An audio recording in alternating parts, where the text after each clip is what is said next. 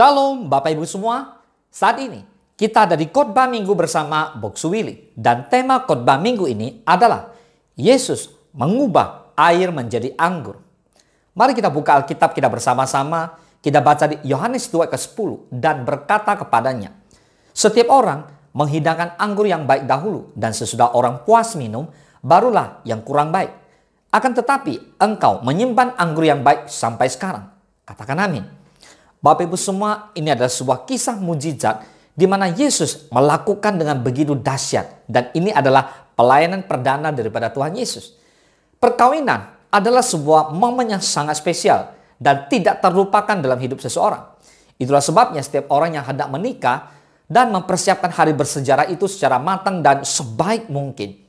Karena momen itu begitu penting, maka tidak sedikit orang yang menangkapnya sebagai peluang bisnis. Sehingga muncullah istilah event organizer atau EO yang dapat menangani pesta perkawinan.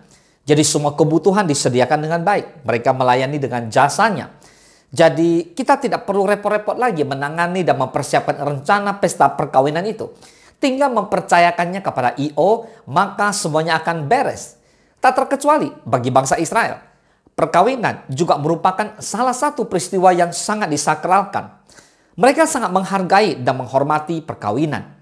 Karena perkawinan itu kudus di hadapan Tuhan. Nah, orang Yahudi memiliki kebiasaan menggelar pesta perkawinan besar-besaran dengan mengundang banyak orang. Bahkan acara tersebut mereka gelar selama beberapa hari, disertai perjamuan anggur di malam harinya.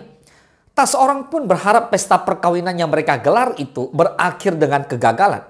Inilah yang terjadi di pesta perkawinan di Kana. Di mana saat pesta tengah berlangsung, mereka mengalami kekurangan anggur. Nah, bagaimana mungkin? Bukankah mereka telah mempersiapkan segala sesuatunya dengan baik? Nah, namun ini menunjukkan bahwa sekali lagi manusia memiliki keterbatasan. Tapi Tuhan tidak terbatas. Manusia tidak bisa melakukan mujizat, tapi Yesus sanggup melakukan mujizat. Yesus mengubah air menjadi anggur. Nah, Bapak Ibu semua, rencana dan rancangan manusia jelas tidak ada yang sempurna. Kegagalan adalah buktinya. Namun tidak ada rencana Tuhan yang gagal. Kita lihat, perkawinan di Kana, kekurangan anggur. Kekurangan anggur di tengah pesta adalah masalah yang sangat serius dan sangat memalukan. Menunjukkan bahwa si tuan rumah tidak bisa menjamu para tamunya dengan baik. Dan ini bisa menodai acara. Serta akan menjadi peristiwa yang tak mudah untuk dilupakan oleh si tuan rumah, di mana kedua mempelai dan juga para undangan. Tamu yang datang lebih awal beruntunglah. Mengapa? Karena mereka dapat menikmati anggur yang disediakan. Tapi tamu yang datang belakangan bagaimana? Mereka nggak bisa menikmatinya lagi. Kita lihat, dalam kondisi yang terjepit, apa yang bisa mereka perbuat? Adakah orang lainnya sanggup menolong? Tidak ada jalan lain selain kita datang kepada Tuhan dan meminta pertolongan. Mazmur 86 ke 10 berkata, sebab engkau besar dan melakukan keajaiban-keajaiban. Engkau sendiri saja, Allah. Jadi saudara, pemazmur mengatakan bahwa Tuhan itu maha besar. Dan hanya Tuhanlah yang sanggup melakukan keajaiban-keajaiban. Amin. Di pesta perkawinan di Kana ini, di mana dihadiri oleh Yesus dan juga murid-muridnya. Ini adalah tur awal Yesus dalam memulai pelayanannya di bumi. Dan mujizat mulai dikerjakannya. Ini adalah bukti bahwa dia adalah anak Allah yang hidup dan berkuasa. Yesus mengubah air menjadi anggur. Kepada murid-muridnya, Yesus berkata, engkau akan melihat hal-hal yang lebih besar daripada itu. Tertulis di Yohanes 1 ayat 50b. Nah, tidak harus menunggu lama. Perkataan itu pun digenapi oleh Tuhan Yesus. Saat masalah terjadi, berkatalah ibu Yesus kepadanya, mereka kehabisan anggur. Lalu di Yohanes 2 ayat 4 kata Yesus kepadanya, mau apakah engkau daripadaku, ibu, saatku belum tiba. Kata saatku belum tiba sebagai penegas bahwa Yesus memiliki waktu tersendiri. Walau secara jasmani Yesus adalah anak Maria, tetapi ia sesungguhnya adalah anak Allah. Jadi Maria, ibu Yesus, tidak punya kuasa menentukan kapan Yesus harus bertindak dan menyelesaikan masalah yang ada. Meski demikian, Maria sangat percaya bahwa Yesus sanggup melakukan perkara besar. Karena itu, ia menyuruh para pelayan pesta untuk taat melakukan apapun yang diperintahkan oleh Yesus. Dan ketika Yesus menyuruh para pelayan untuk mengisi tempayan-tempayan dengan air, mereka taat. Meski apa yang diperintahkan Yesus itu tidak masuk akal. Namun upah dari ketaatan itu pun nyata, yaitu mujizat terjadi. Air dalam tempayan itu berubah menjadi anggur. Haleluya. Akhirnya muka tuan rumah pun terselamatkan karena mujizat yang dikerjakan oleh Yesus. Saudara, mari kita belajar memahami bahwa Tuhan mempunyai waktu sendiri dalam menolong umatnya. Dan Dia tahu yang terbaik bagi kita semua. Seringkali kita bertanya, mengapa doa kita tidak kunjung beroleh jawaban?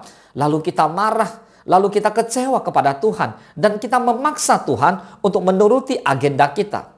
Bapak Ibu semua, ingatlah, waktu Tuhan tidak bisa diatur oleh manusia. Kita harus bersabar, kita harus taat, menunggu waktu Tuhan dinyatakan. Karena Ia membuat segala sesuatu indah pada waktunya. Air menjadi anggur adalah bukti nyata bahwa Yesus adalah Tuhan yang hidup dan berkuasa. Dia sanggup. Dia sanggup melakukan keajaiban-keajaiban. Ya, Yesus adalah Tuhan. Tidak ada perkara yang mustahil bagi Dia. Nah, saudara, sebagai penutup khotbah, saya mau sampaikan begini. Hari ini kita telah belajar mengenai Yesus mengubah air menjadi anggur. Sungguh itu mujizat. Sungguh itu begitu ajaib. Dikatakan ajaib sebab mendatangkan mujizat yang Tuhan sediakan. Seperti Yesus mengubah air menjadi anggur di perkawinan Kana. Hanya Yesus yang sanggup. So ada 3 hal yang dapat kita pelajari. Yang pertama, pertolongan Tuhan tepat pada waktunya. Tidak pernah terlalu cepat dan tidak pernah terlambat. Yang kedua, pertolongan Tuhan tidak dapat dibatasi. Seperti anggur yang dapat disediakan dari air yang seketika itu juga dapat Yesus ubah. Secara pengetahuan sulit untuk dilakukan, namun Yesus sanggup melakukannya. Dan yang ketiga, pertolongan Tuhan selalu memuliakan namanya.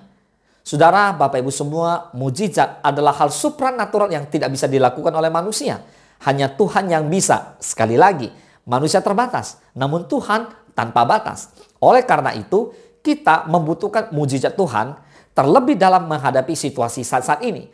Seperti disembuhkan dari sakit penyakit, pemulihan ekonomi, bahkan mengalami pertobatan seperti yang Zakheus alami. Dengan satu tujuan, yaitu memuliakan nama Tuhan. So, ketaatan yang akan membawa mujizat Tuhan yang ajaib itu terjadi. Ketaatan yang dilakukan karena iman yang memberikan kesanggupan untuk melakukan apa yang Tuhan perintahkan. Yang diperlukan adalah ketaatan dan kesabaran. Karena ketaatan dan kesabaran adalah kunci untuk mengalami mujizat dari Tuhan. Katakan amin. Mari Bapak Ibu semua yang rindu mengalami mujizat dari Tuhan. Bapak Ibu, saya mengundang untuk kita bersatu di dalam doa. Bapa di dalam surga, terima kasih Tuhan. Biarlah saat ini kami yang sama-sama ada di khotbah minggu bersama Boksu Willy, kami sepakat kami berdoa, baik mereka yang ada di rumah-rumah, di sekolah, dimanapun mereka yang mengikuti khotbah minggu ini secara online. Bapa, kami serahkan seluruh hidup kami ke dalam tangan Tuhan. Kami percaya Yesus adalah sang pembuat mujizat yang ajaib. Hanya Yesus yang sanggup membuat keajaiban-keajaiban. Karena Dia Tuhan. Bapa, mari Roh Kudus, nyatakan pribadimu lebih lagi dalam hidup kami. Bila kami sungguh percaya bahwa kalau Yesus sanggup mengubah air menjadi anggur, Tuhan, Engkau juga sanggup melakukan mujizat dalam hidup kami. Apa saja yang kami alami, Tuhan pulihkan, Tuhan tolong.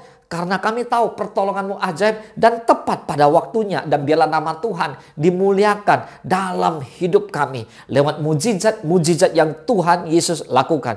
Terima kasih Bapa. Kami mengucap syukur, kami berterima kasih. Hanya di dalam nama Tuhan Yesus. Kami berdoa dan kami mengucap syukur. Haleluya. Mari Bapak Ibu semua bersama-sama kita katakan amin. Selamat hari Minggu. Tuhan Yesus memberkati.